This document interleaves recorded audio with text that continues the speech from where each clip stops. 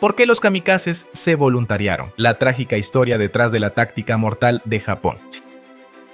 El 25 de octubre de 1944, un grupo de 9 aviones japoneses Zero despegó de su base, cada piloto consciente de que no regresaría. Formaban parte de una estrategia desesperada que Japón había adoptado en los últimos días de la Segunda Guerra Mundial, los ataques kamikazes. Esta táctica, en la que los pilotos estrellaban deliberadamente sus aviones contra barcos enemigos, surgió de la desesperación de un país al borde del colapso, mientras los aliados avanzaban inexorablemente hacia el territorio japonés. Pero, ¿por qué estos pilotos se ofrecieron para misiones suicidas? La respuesta radica en una compleja mezcla de nacionalismo, sentido del deber, desesperación y coerción. Los ataques kamikazes comenzaron durante la campaña de las Islas Marianas en junio de 1944. A medida que los marines estadounidenses luchaban por capturar Saipán, los líderes militares japoneses, enfrentándose a probabilidades casi imposibles, comenzaron a considerar medidas extremas para cambiar el curso de la guerra. El capitán Motoharu Okamura, una de las figuras clave detrás de la estrategia kamikaze, expresó el nivel de desesperación que invadía a la dirigencia japonesa. Según él, la única posibilidad de supervivencia para Japón era usar sus aviones y pilotos como bombas humanas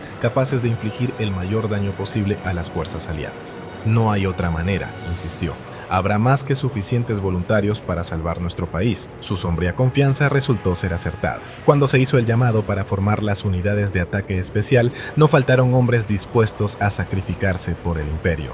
El término kamikaze en sí mismo está cargado de simbolismo cultural e histórico. Significa viento divino, una referencia a los tifones que, según la leyenda, destruyeron las flotas mongolas que intentaban invadir Japón en el siglo XIII. Esta conexión con una fuerza divina que protege a la patria reforzaba la idea de que los pilotos kamikazes estaban cumpliendo un deber sagrado. La propaganda japonesa los retrató como la encarnación moderna del espíritu samurái, luchando con lealtad y honor inquebrantables, incluso ante la certeza de la muerte. Sin embargo, la realidad detrás de la decisión de los kamikazes de ofrecerse como voluntarios es mucho más compleja y trágica. El teniente Yuki Oseki, líder del primer escuadrón kamikaze que logró impactar un barco de guerra estadounidense, es frecuentemente citado como un símbolo del espíritu kamikaze, pero sus declaraciones privadas revelan una verdad mucho más oscura. Seki dijo: "El futuro de Japón es sombrío si tiene que matar a sus mejores pilotos". Añadió que no iba a la misión por el emperador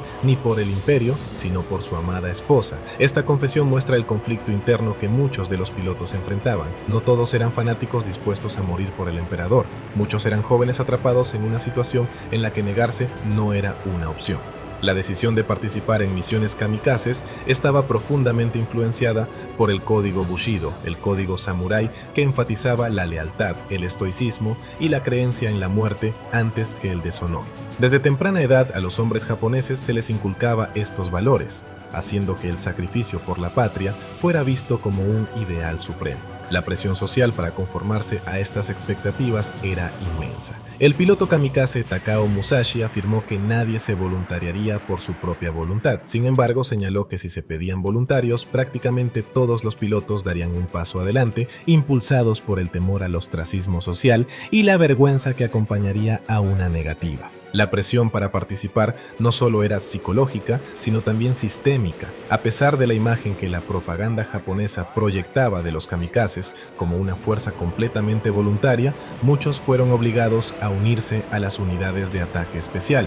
El general de división Miyoshi, del 36º Cuerpo de Vuelo, admitió después de la guerra que aunque el programa comenzó como una unidad voluntaria, más tarde se convirtió en una obligación. Gaitoko, un soldado raso, recordó que en su unidad nadie se había ofrecido como voluntario. Este relato resalta la coerción que estaba detrás del programa kamikaze, donde muchos jóvenes fueron empujados a la muerte no por elección, sino por miedo y obligación.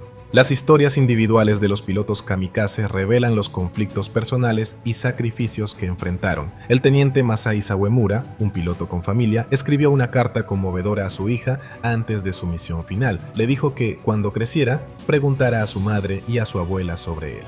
Añadió que llevaría consigo la muñeca de su hija como un amuleto, simbolizando que, en espíritu, ella lo acompañaría en su último vuelo. Estas cartas y recuerdos personales humanizan a los kamikazes, mostrando que muchos no actuaban por patriotismo ciego, sino por un sentido del deber que entraba en conflicto con sus deseos personales y el amor por sus familias. El contexto desesperado de Japón en los últimos años de la guerra también fue un factor crucial en la adopción de los ataques kamikazes. Para 1944, Japón había sufrido pérdidas devastadoras en términos de territorio y recursos. La marina japonesa, una vez temida, estaba en ruinas y el país enfrentaba un implacable bombardeo aliado. Los ataques kamikazes nacieron de esta desesperación. Líderes como Okamura creían que estas misiones suicidas eran la última oportunidad de infligir daños significativos al enemigo. El impacto de los ataques kamikazes en las fuerzas aliadas fue profundo. El primer ataque exitoso, liderado por Seki,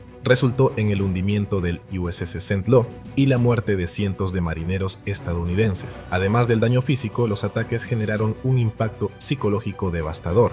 Los aliados, que inicialmente veían a los kamikazes como fanáticos irracionales, comenzaron a comprender la desesperación que impulsaba estas misiones. Algunos, como Bob Riley, un oficial de marina estadounidense, expresaron simpatía por los jóvenes pilotos japoneses, reconociendo los dilemas imposibles que enfrentaban.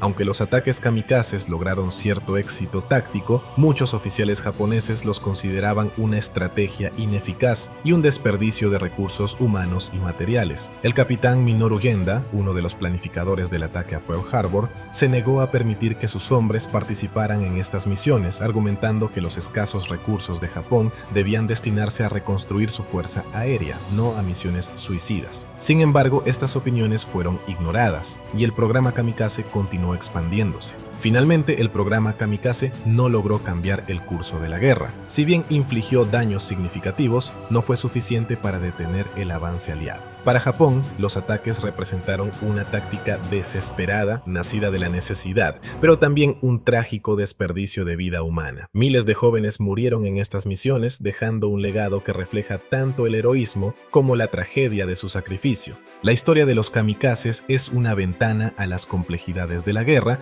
y los dilemas que enfrentan las personas en situaciones extremas. Más allá del mito del patriotismo inquebrantable, los relatos de los pilotos revelan un profundo conflicto interno, presiones sociales insoportables y un sentido de desesperación que llevó a miles a la muerte. Este capítulo de la historia sigue siendo un recordatorio de los costos humanos de la guerra y las consecuencias del extremismo nacionalista.